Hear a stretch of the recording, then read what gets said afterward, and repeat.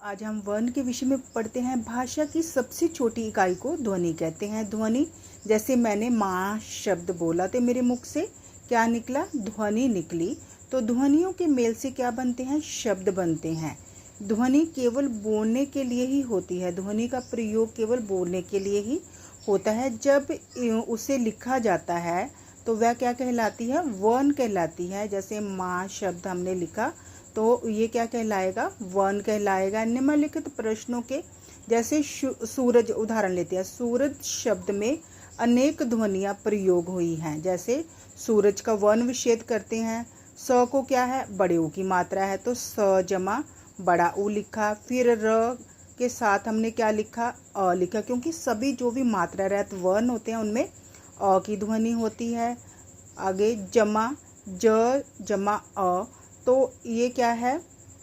सूरज शब्द में अनेक ध्वनियाँ प्रयोग हुई हैं। जैसे स, बड़ा ऊ, र, छोटा आ, ज जमा आ, अनेक ध्वनियाँ प्रयोग हुई हैं। इनके और टुकड़े नहीं किए जा सकते।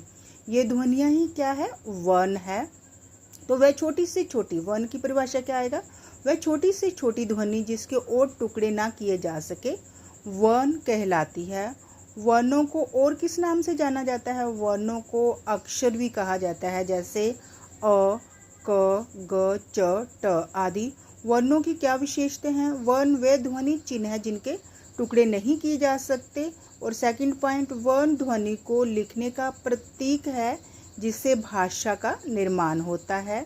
आगे, वर्णमाला किसे कहते हैं? वर्णमाला का अर्थ है वर्णों का समूह। किसी भाषा के सभी वर्णों के क्रमबद्ध, आपने लिखना है सभी वर्णों के क्रमबद्ध लिखा हुआ तथा व्यवस्थित समूह को उस भाषा की वर्णमाला कहते हैं।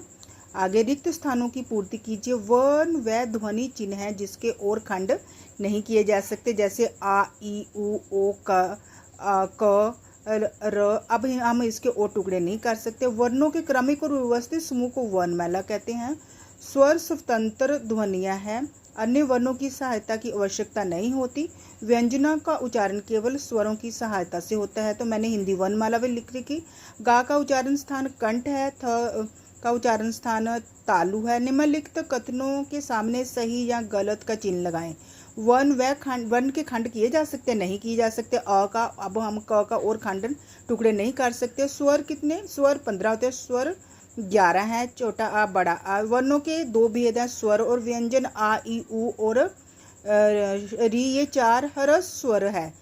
स्वरों के भेद ह्रस्व स्वर, दीर्घ स्वर और प्लुत स्वर।